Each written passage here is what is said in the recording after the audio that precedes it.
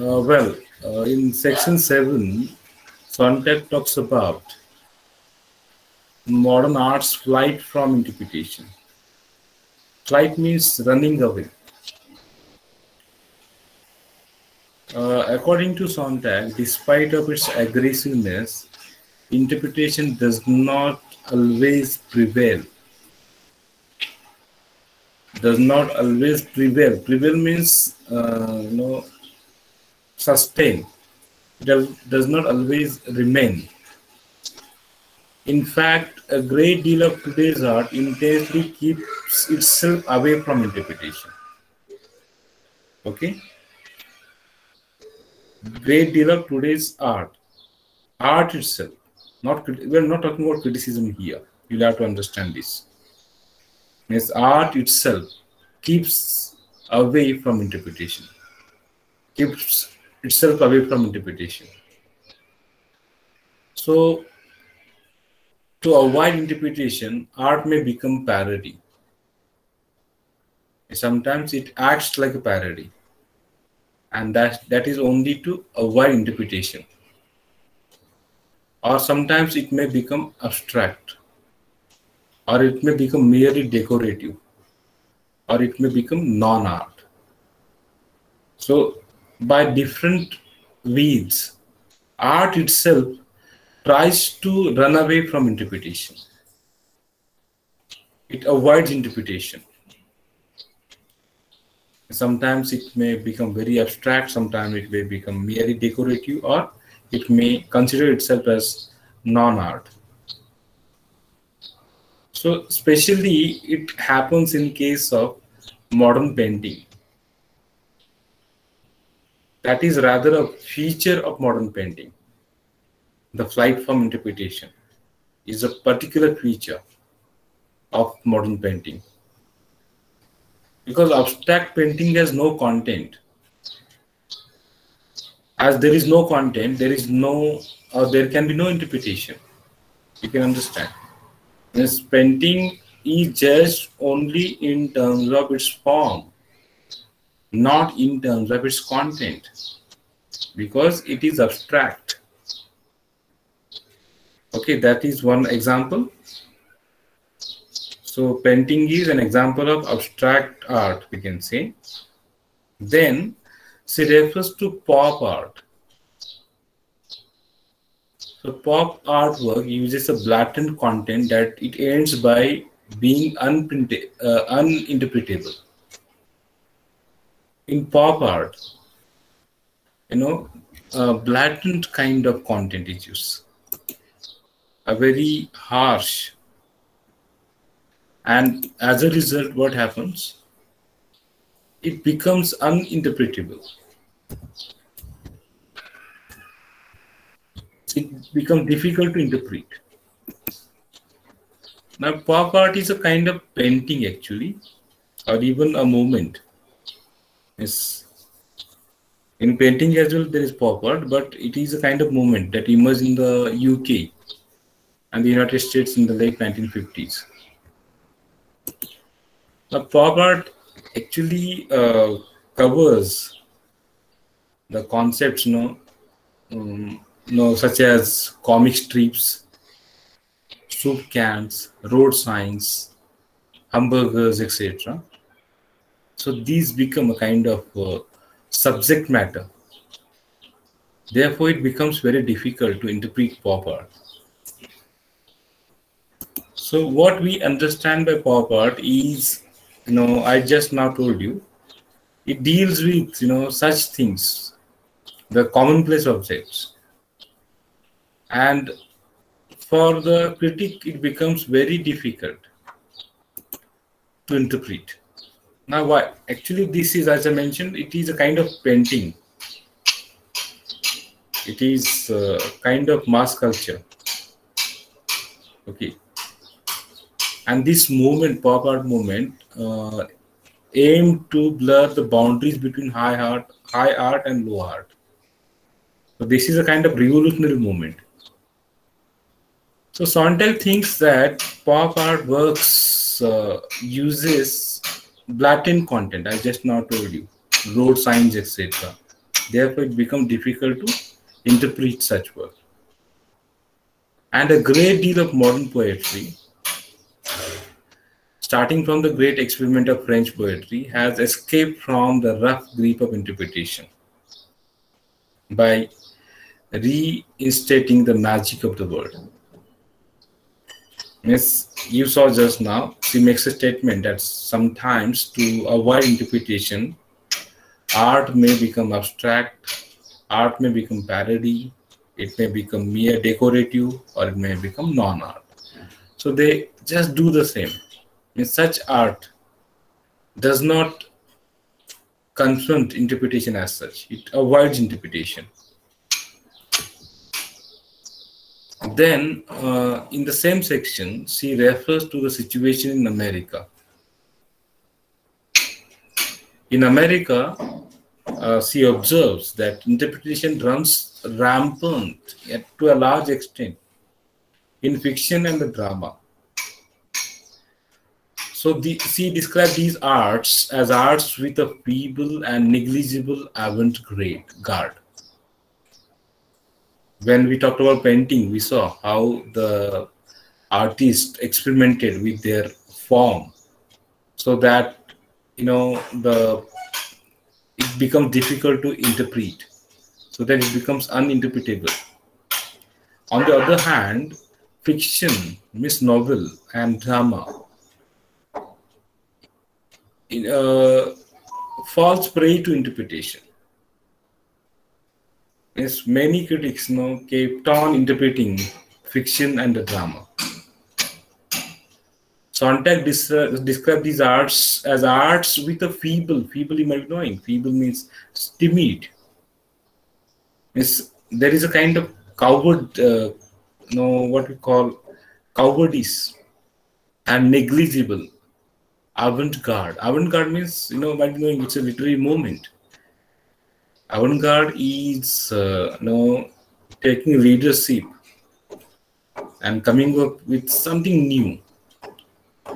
For example, during the modernism period, Ezra Pound and others, became kind of avant-garde. So that they took leadership to come up with experimentation, innovation, etc. But in fiction and drama, there is no such courage on the part of the writers to come up with avant-garde. Even if it is there, it is negligible. They don't dare to. Most American novelists and playwrights of a period were either journalists or gentlemen sociologists and psychologists, she thinks. Novelists and playwrights of her period, during 60s, 70s, etc., they were either journalists, means in a sense, not actual journalists, means they wrote in the manner they are informing people, or they are writing journal articles, or in a manner they are giving social information or some psychological issues. They seldom dare to experiment with the form in fiction and drama. They focus on content. This is very sarcastic remark. She is criticizing the tendency of these writers, novelists and playwrights, for being only, content oriented. They didn't experiment with the form in fiction and drama. The novels and plays in America, American novels and plays of our period, unlike poetry and painting and music, so don't reflect any interesting concern with changes in their form. Painting, poetry, music, etc. experimented with forms. Just now we saw, this pop art and etc. Other forms, abstract painting. So they experimented with the form. They brought some changes in their form. But these novelists and playwrights didn't experiment. They didn't bring much changes in their form. So their arts remain prone to assault by interpretation. They become subject to interpretation. Critics attack with the interpretations. They leave scope for interpretations. Assault is a kind of attack. So critics find a scope for attacking these works. But in our view, the avant-gardism, intended mostly experiments with form at the expense of content. Avant-garde literature experimented with forms. You must be knowing the poetry by Ezra Pound, even T.S. Eliot. They gave importance to form, even at the expense of content, at the loss of content. Sometimes you may not find content in their writing. Okay, see, think that this avant-gardism is not the only defense against the infestation part by interpretations. Interpretations attack, the interpreters, infest the work of art. They rather damage the work of art. So avant-gardism is a kind of defense against such kind of interpretations. Those writers who come up with avant-gardism is new things, new experimentation of form, also perpetuate the very distinction between form and content. Okay, even that is a problem, because form and content are inseparable. But these writers are trying to, perpetuate the distinction between form and content. This distinction itself is an illusion. It is not reality. You can't distinguish between art, form and content. That's what she says. Then further, she raises a question now. How can art elude interpretation? How can art escape interpretation? Escape from? She suggests that art can elude, escape, avoid interpretations or the interpreters by making works of art just what it is. So, what does it say? It is possible only in case of art whose surface is so unified and clean, whose momentum is so rapid, whose address is so direct, that the work can be what it is. By being what it is. For example, many a time, certain people show this stand, the firmness. I am what I am. Okay? I can't change because of you people. So this is the stand that art should take. The artist should come up with this particular stand. It should be what it is, just what it is. Okay, and for that, she says, one has to bring that kind of unified and clean form. Its momentum should be rapid. And according to her, it happens in films. That is why cinema is the most alive, the most exciting, the most important of all art forms right now. This is our opinion about cinema. Cinema can bring this kind of unified, clean surface. Its momentum is rapid, and therefore it can be what it is. It is the most alive, the most exciting, the most important of all art forms.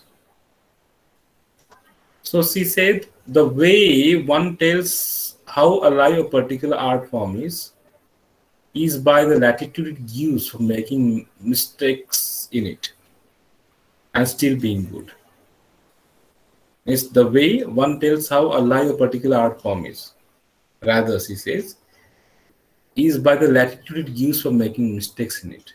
Means it should be, it should not bother about mistakes. Despite of mistakes as well, it can be good. And then she gives an example.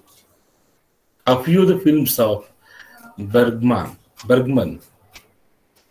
She refers to an American director. These films, though crammed with lame messages about the modern spirit, thereby inviting interpretation, still tramp over the pretentious intentions of their director. Okay, means although these works have weak messages about the modern spirit, and these weak mistakes, she's talking about the mistake. This mistake invites interpretations, but still it becomes, it takes over such kind of interpretations. The tramp means victory over the pretentious intentions of their director. If the intentions of the director are not clear enough, they are pretentious, are simply shown. They are showing.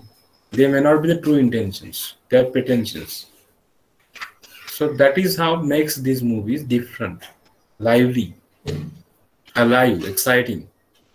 So in good films, there is always a directness that entirely frees us from the itch to interpret. So there is no scope for interpretation in films, she says, because of the directness. She uses the word, what is the Marathi word? Khaz. It does not give scope for such kind of interpretation. Yes. Many old Hollywood movies, like those of Cooker, Walsh, Hawks, and many others directors, have this liberating anti-symbolic quality. So films of this period have been overrun by interpreters, have not been overrun by interpreters because of the newness of cinema as an art. So it does not give much scope for interpretation. Okay, we shall stop here. We shall continue with section 8 in next lecture. Just a minute.